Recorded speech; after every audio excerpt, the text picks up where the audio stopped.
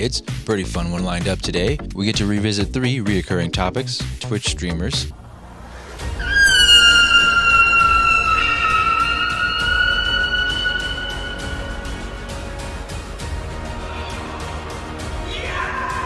Twitter.com, and of course the art community at large. However, this time, unlike in our previous Coomer escapades, the Twitch streamer in question is our hero of the story. This is the honestly pretty silly tale of Twomad versus Twitter artists. As always, when examining the news, we're also going to examine a particular phenomenon alongside it. Today we're going to look into trollage, or the science behind trolling itself, and how it is even possible that it can still work in the year of our Lord 2023. You see, I remember falling for the old playground tricks, the old finger on the nose. I don't know how to explain that. I don't know what it's called, but you know what I'm talking about. And my 5-year-old self would have been shocked to know that fully grown adults would still be falling for similar, if not more simple tricks now. However, I'm glad because it is a lot more fun. If somehow you're unaware, Twomad is a black Canadian Twitch streamer and troller extraordinaire, currently wanted by the Army of South Korea for crimes against Joe Woon.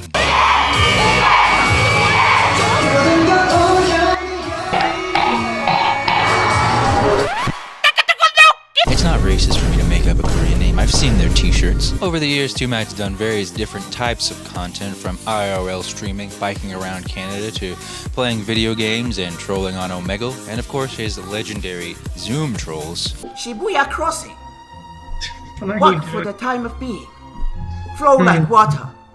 Fuck shit like fuck. The main takeaway that you should get from this beginning section is that Twomad is an obvious, known, and a full-fledged troll, and anyone who falls for his jokes and gets genuinely butthurt has failed at life. But who else failed at life? I know what you're thinking. Nobody, 0 subscriber YouTuber. Who are you saying failed at life? I'll tell you, the goddamn Sonic fanfic fuckers, that's who. When I last left you, I made many hypotheses about the mental states of the modern-day Twitter artist. We're truly blessed to be as lucky as us, because instead of having to join a university and be the head of a social science department in order to commission a study into this topic, these people will just tell us what they're thinking for free. So into the story.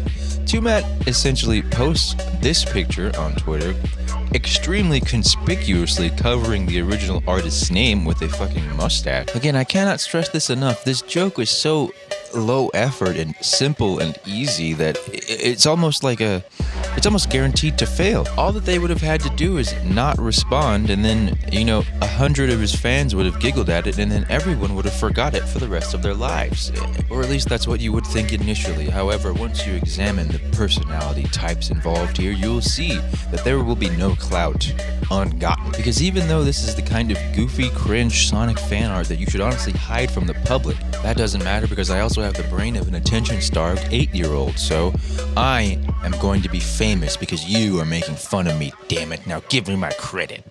Now I should be completely upfront with you.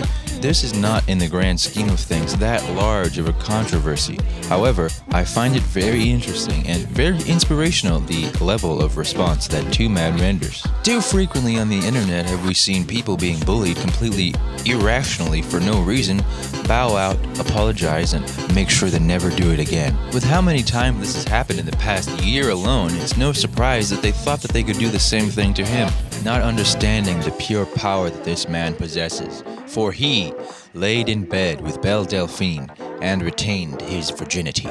And if you don't believe me, well... Silence, wench. I do not wish to be horny anymore. I just want to be happy. Anyway, on to the content in question. Here, Twomad, totally known Sonic fan artist, shares his image of... I'm not looking up what this is. Oh, what's that say down there? Oh, 6.8 million views. Well, I think that's the problem. I mean, look at this. Twomad stealing art and covering the watermark is genuinely the most pathetic thing I've seen all day. It must be hard staying relevant when your claim to fame is selling N-word passes to racist white kids. If you're the Mountain Dew enjoyer on Twitter, please do not try and demean the popularity of an extremely more popular person than you. You can demean their art, you can say you don't like them, you can say whatever you want, but why would you call someone with millions and millions of subscribers irrelevant? The irony, of course, being that if Twomad hadn't stolen this art, it wouldn't have 6 million views, it'd have 6. Maybe if the original artist was smart and knew how to make NFTs, they'd be actually valuable. And here's another one, a person linking the actual artist, and then another person with some kind of pink puke furry outfit thing as their avatar with their Ko-fi commissions open in their name tells me everything I need to know about this individual. You know, I guarantee if we kidnapped all these people and put them in a middle school, it would take them a year to notice. Look at this next one. One of the main reasons I don't have a Twitter account is because I don't want to be dogpiled by people with cartoon anime avatars and trans flags in their name. I mean, the idea that someone whose profile picture is cartoon for 14 to 12-year-olds is calling someone else immature is rich to me. Also, imagine developing your own signature brand of comedy and content and then to be told by someone who has done nothing that you are just not changing enough. However, in the year of our Lord 2023, none of this is out of the ordinary. In fact, you've probably watched a Twitter freakout video earlier today. The reason I chose this topic is because I quite like his response.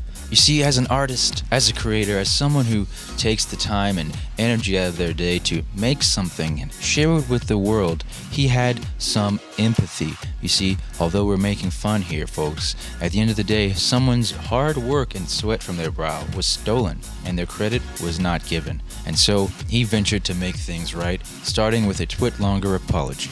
Let's get into it. Stealing art. I would do it again. The accusations of stealing art, claiming it as my own, normalizing plagiarism, emotional distress, unethical, disrespectful, violation of copyright law, negative attention leading to a damaged reputation, among other consequences. All false. I made it. It's a masterpiece, my beloved, my transformation of color, the anatomy. Magnificent. One of my greatest works. As for you, Elizabeth, if you still remember that name, you're like a small child crying in Times Square at the sight of your art on a billboard, and everyone around you surrounds you with encouragement and endless hugs. The flood of support and following, potentially leading to more exposure and sales for your art. I wish this hadn't have happened. This is my greatest regret. If I could have taken even that from you, I would have. Yes, that's it. Booyah, that's the kind of shit I like to see in the morning. Take notes because this is the kind of proper response that I want to see more of. Like, sub, bye.